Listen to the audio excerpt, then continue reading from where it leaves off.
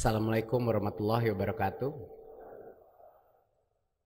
Salam sejahtera, namo buddhaya, Om Swastiastu, salam kebajikan. Bapak-bapak, ibu-ibu yang terhormat, apa kabar pagi ini? Alhamdulillah. Terima kasih udah datang hari ini. Ini hari yang sangat penting karena ini merupakan peluncuran pertama konsep Merdeka Belajar. Pasti bapak-bapak juga ingin mengetahui apa saja yang akan kita lakukan hari ini, akan kita umumkan. Tapi mohon bapak-bapak dan ibu-ibu, ini hanya langkah pertama ya pada hari ini. Saya waktu pertama kali serah terima jabatan, saya ada pidato di mana saya menyebut bahwa 100 hari pertama saya adalah untuk belajar. Dan akan rencana saya baru keluar setelah 100 hari melakukan evaluasi, mendengar dan belajar. Tapi karena ini Kabinet Indonesia Maju, kami memutuskan untuk segera melakukan hal-hal yang kerja nyata. Jadi bukan hanya merencanakan saja, tapi juga mengeluarkan kebijakan-kebijakan yang sangat dibutuhkan para guru-guru dan siswa-siswa seluruh Indonesia.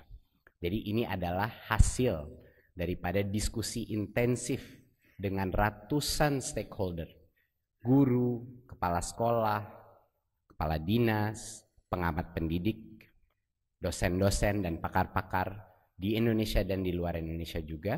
Ini adalah hasil daripada diskusi-diskusi tersebut. Ya. Saya ingin mengucapkan terima kasih kepada tim Kemendikbud yang juga telah membantu menyusun program-program tersebut. Terima kasih, kita masuk saja kepada inisiatifnya. Ada 4 inisiatif Merdeka Belajar yang akan kita laksanakan. 4 jenis kebijakan perubahan yang sangat penting. Yang satu, topik pertama adalah mengenai USBN. Yang kedua adalah mengenai UN, ujian nasional. Yang ketiga adalah mengenai RPP, rencana pelaksanaan pembelajaran, dan yang terakhir adalah mengenai zonasi. Bapak-bapak, ibu-ibu, sebelum saya masuk kepada detailnya, sekedar mengingatkan mengapa konsep Merdeka Belajar ini begitu penting. Karena hanya dengan kemerdekaan kelembagaan unit pendidikan, hanya dengan kemerdekaan kreativitas dan inovasi daripada guru, hanya dengan hal itulah pembelajaran di dalam kelas bisa terjadi secara sungguh. Jadi ini mohon diyakini, itu yang kita butuhkan. Dan kami semua di Kemdikbud tidak akan mungkin bisa mencapai ini tanpa dukungan bapak-bapak, ibu-ibu di ruangan ini. Terima kasih. Oke, kita masuk kepada topik yang pertama, USBN. Bapak-bapak, ibu-ibu, semangatnya Undang-Undang Sisdiknas itu sudah jelas.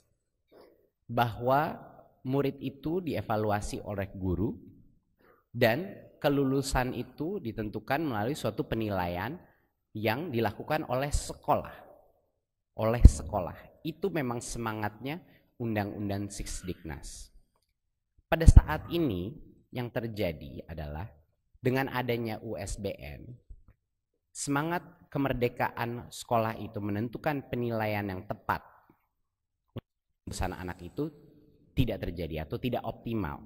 Karena dia harus mengikuti soal-soal yang berstandar, artinya kebanyakan pilihan ganda, kebanyakan format yang hampir sama seperti UN pada saat ini. Dan kurikulum 2013 itu sebenarnya semangatnya adalah kurikulum yang berdasarkan kompetensi. Nah, kompetensi-kompetensi dasar yang ada di 2013 dan standar pendidikan kita itu sebenarnya sangat sulit hanya dites dengan pilihan ganda. Karena itu tidak cukup untuk mengetahui berbagai macam kompetensinya. Jadi kemana arahan kebijakan baru kita? Untuk 2020, USBN itu akan diganti, dikembalikan kepada esensi Undang-Undang Sisdiknas, kepada setiap sekolah, untuk menyelenggarakan ujian kelulusannya sendiri dengan tentunya mengikuti kompetensi-kompetensi dasar yang sudah ada di kurikulum kita. Ya. Jadi untuk yang step pertama bisa back satu. Bisa halaman yang ya, makasih. Nah, ini tidak berarti Bapak Ibu-ibu bahwa sekolah yang belum nyaman merubah tes kelulusannya dari yang USBN sebelumnya harus berubah. Ini harus saya tekankan. Ini tidak memaksakan sekolah untuk harus berubah tes kelulusannya. Kalau sekolah itu masih belum siap untuk melakukan perubahan, kalau dia ingin menggunakan format seperti USBN yang tahun lalu, itu dipersilahkan. Tetapi bagi sekolah-sekolah yang ingin melakukan perubahan, bagi sekolah-sekolah yang ingin melakukan penilaian dengan cara lebih holistik, itu diperbolehkan. Sehingga bisalah ini menimbulkan menciptakan kesempatan bagi sekolah-sekolah melakukan penilaian di luar hal yang cuma pilihan ganda seperti esai, portfolio, dan penugasan-penugasan lain seperti tugas kelompok, karya tulis, dan lain-lain. Jadinya ini kita memberikan kemerdekaan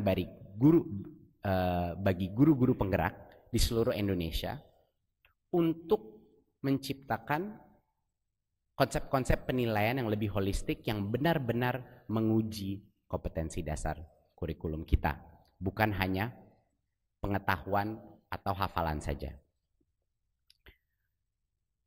Bagi bapak-bapak di sini yang telah menganggarkan budget untuk USBN, ini bisa digunakan untuk meningkatkan kapasitas guru dan kualitas pembelajaran. Ya, memang di beberapa daerah sudah ada anggaran ini. Tapi untuk 2020 bagi sekolah-sekolah yang ingin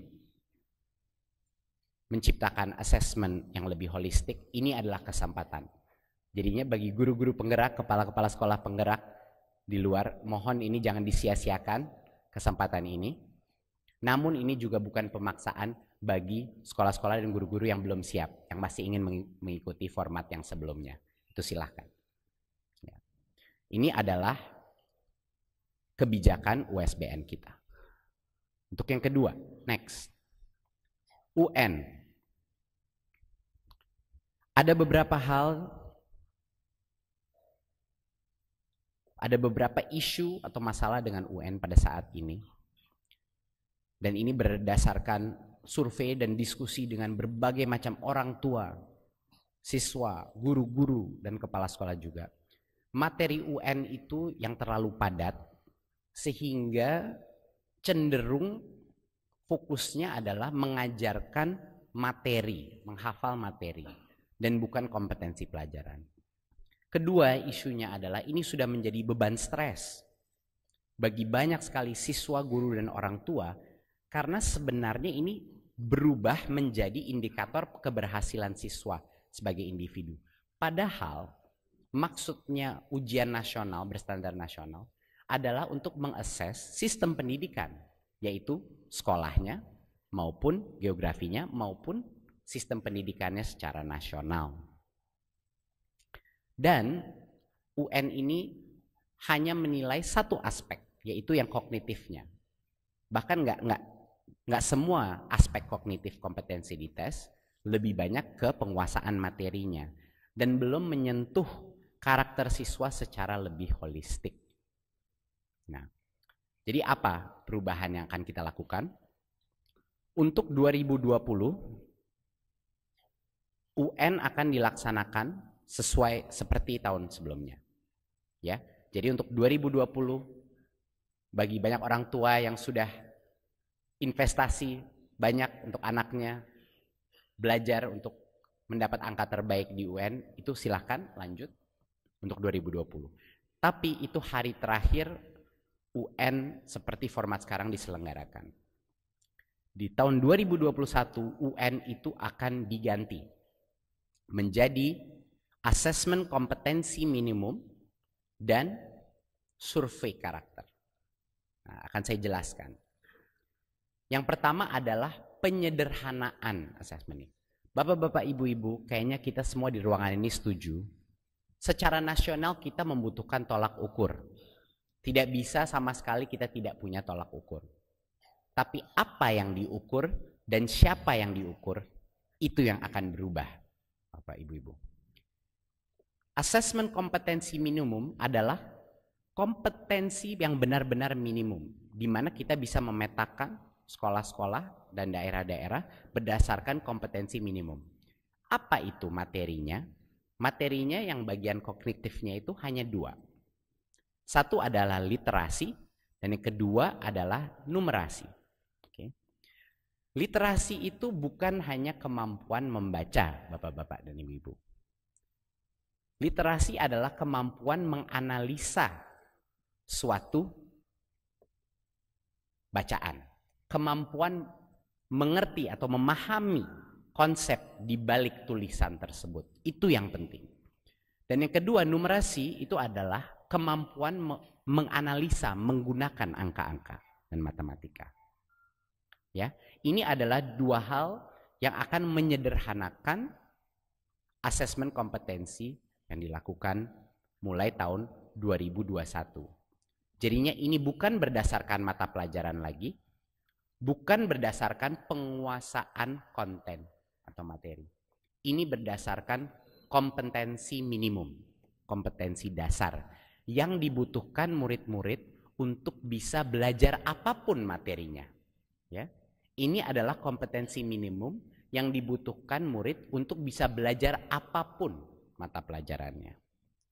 Dan yang terakhir adalah akan ada survei karakter. Ini luar biasa pentingnya Bapak-bapak dan Ibu-ibu.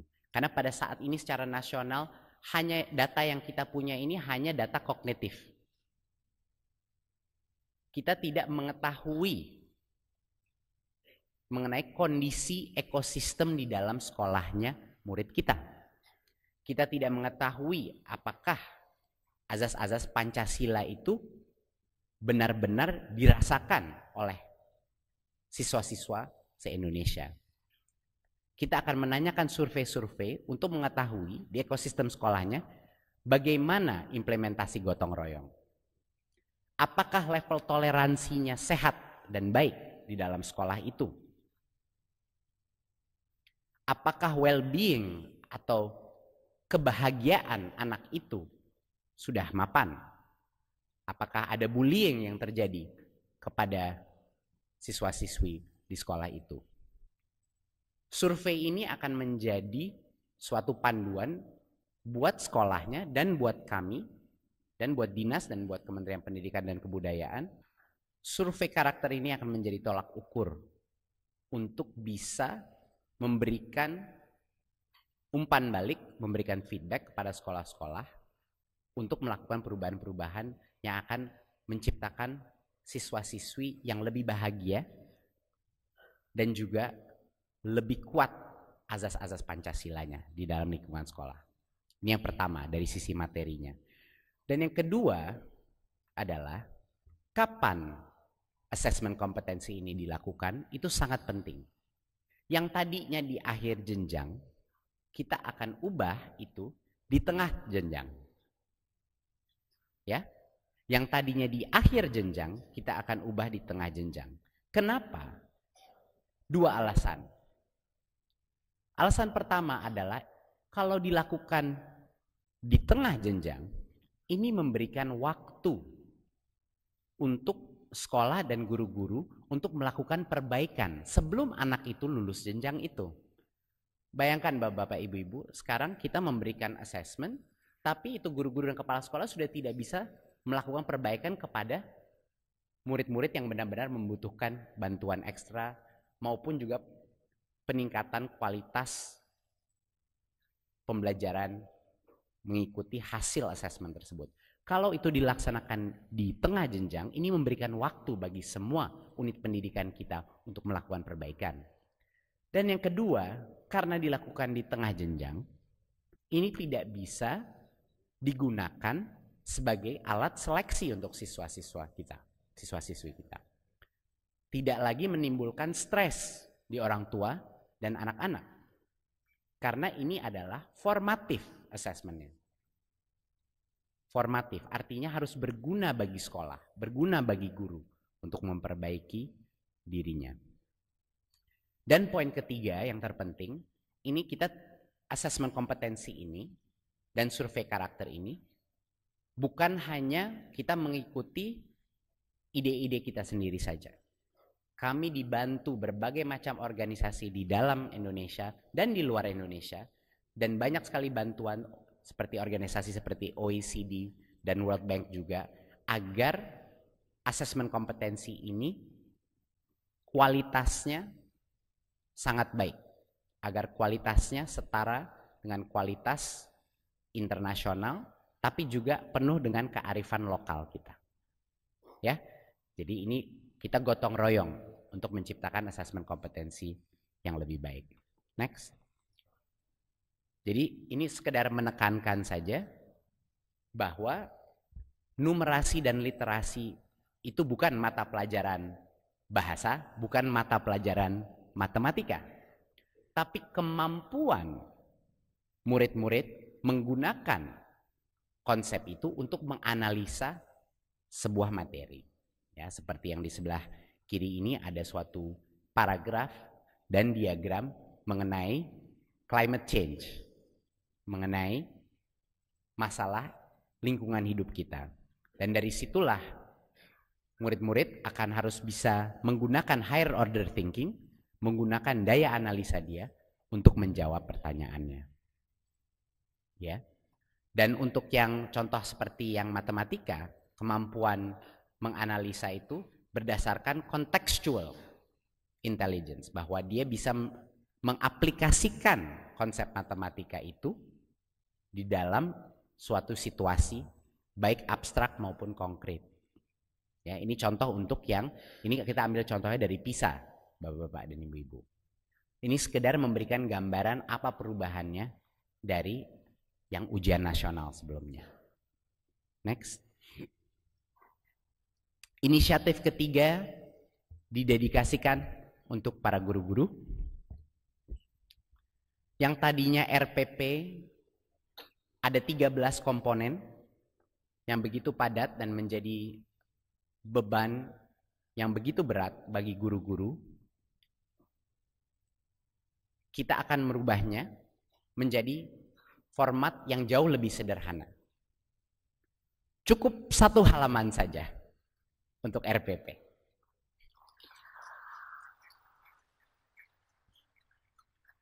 Cukup 1 halaman saja. Jadi yang tadinya ada belasan komponen, kita bikin 3 komponen saja. 3 komponen inti, yaitu tujuan pembelajaran, kegiatan pembelajaran, dan assessment atau penilaian pembelajaran. Ya, nanti akan diberikan berbagai macam contoh-contoh RPP yang cuma 1 halaman saja sudah cukup. Karena Bapak-bapak dan Ibu-ibu, yang penting mengenai RPP itu bukan hanya penulisannya. Sebenarnya esensinya RPP atau lesson plan adalah proses refleksi daripada guru itu. Pada saat dia menulis suatu RPP, dia laksanakan di kelas besoknya, dia kembali kepada RPP itu untuk melakukan refleksi. Dia melihat, tercapai nggak apa yang saya maksudkan? Dari situlah pembelajaran terjadi, bukan dengan nulis 10 halaman sekedar buat administrasi. Mohon bantuan bapak-bapak, ibu-ibu untuk mengkomunikasikan ini kepada semua pengawas di bawah bapak dan ibu-ibu, agar mengerti esensinya ini dan agar ini dilakukan tapi tidak menjadi beban yang terlalu berat. Karena esensinya adalah proses itu terjadi, itu yang penting. Ya, tentunya kami akan memberikan berbagai macam contoh-contoh RPP yang singkat tapi kualitasnya bagus juga. Ya, jadi RPP cukup 1 halaman. Yang berikutnya, zonasi. Oke. Zonasi, bapak-bapak dan ibu-ibu, itu sangat penting. Dan kami di Kementerian Pendidikan dan Kebudayaan mendukung penuh inisiatif zonasi ini. Tapi ada berbagai macam daerah yang mengalami kesulitan. Kami sadar. Enggak semua daerah itu siap untuk suatu policy zonasi yang sangat rigid. Ya. Sebelumnya jalur zonasi minimal 80% jalur prestasi hanya 15% dan perpindahan 5%. Jadi kami ingin menciptakan suatu kebijakan yang bisa melaksanakan esensi atau semangat zonasi, yaitu pemerataan bagi semua murid untuk bisa mendapatkan kualitas yang baik, tetapi juga mengakomodir perbedaan di situasi di daerah-daerah. Jadi arahan kebijakan ke depannya adalah sedikit kelonggaran kita memberikan di zonasi.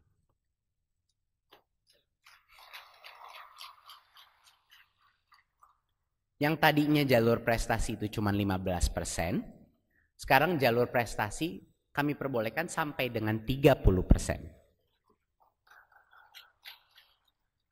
Jadi bagi ibu-ibu dan bapak-bapak orang tua yang sangat semangat mempush anaknya untuk mendapatkan angka yang baik, untuk mendapatkan prestasi yang baik, inilah menjadi kesempatan untuk mereka untuk mencapai sekolah yang mereka inginkan. Tetapi tetap 70% itu mengikuti 3 kriteria, yaitu minimum zonasi adalah 50%, jalur afirmasi minimal 15%. Afirmasi adalah pemegang kartu Indonesia Pintar, Bapak-bapak dan Ibu-ibu, ya. Itu maksudnya afirmasi. Dan tentunya jalur perpindahan itu 5%. Nah, sisanya berarti sampai dengan 30% itu jalur prestasi. Ini suatu kompromi di antara aspirasi kita untuk mencapai pemerataan, tapi juga aspirasi orang tua yang ingin anaknya yang berprestasi bisa mendapatkan choice atau pilihan di mana sekolah yang dia inginkan, ya. Tentunya jangan lupa bapak-bapak dan ibu-ibu bahwa zonasi bukan berarti pemerataan. Tidak cukup hanya dengan zonasi. Yang dampaknya lebih besar lagi adalah pemerataan kuantitas dan kualitas guru. Benar nggak bapak-bapak, ibu-ibu? Itu yang lebih banyak dampaknya kepada pemerataan pendidikan. Dan itu yang saya membutuhkan dukungan bapak-bapak dan ibu-ibu untuk segera melakukan evaluasi paling tidak dari jumlah kuantitas guru. Kalau ada sekolah-sekolah yang banyak sekali guru berkumpul di sekolah itu, untuk dilakukan distribusi yang lebih adil bagi siswa-siswa di dalam sekolah yang kekurangan guru. Dan ini tentunya Kemendikbud tidak bisa melakukan ini tanpa bantuan kepala-kepala dinas. Jadi mohon support bapak-bapak untuk ini menjadi prioritas nomor 1. Untuk sekolah-sekolah yang kekurangan guru, mohon dilakukan distribusi yang baik demi siswa-siswi kita, bapak-bapak dan ibu-ibu. Next. Singkat, jadi 4 topik tadi. Mungkin kita summarize, bisa halaman tadi yang 1, 2, 3, 4. Back yang halaman pertama. Yang 4. Ya. Sekian presentasi saya bapak-bapak dan ibu-ibu. Ini adalah ronde pertama ya. Ini adalah ronde pertama Merdeka Belajar. Tidak ada perubahan yang nyaman-nyaman saja. Semua perubahan itu pasti ada tantangannya. Semua perubahan pasti ada ketidaknyamanannya. Tetapi seperti yang kita tahu, sudah waktunya Indonesia melompat ke depan, bukan hanya melangkah. Sudah waktunya kita melompat ke depan. Saatnya kita memberikan kemerdekaan kepada guru-guru kita dan kepada kepala-kepala sekolah kita untuk bergerak.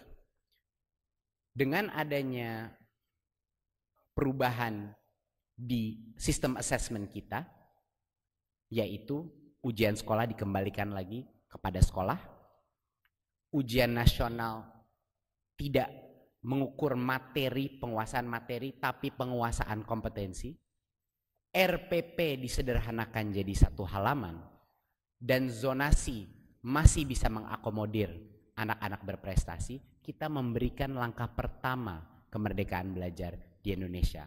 Mohon dukungannya Bapak-bapak dan Ibu-ibu. Wassalamualaikum warahmatullahi wabarakatuh.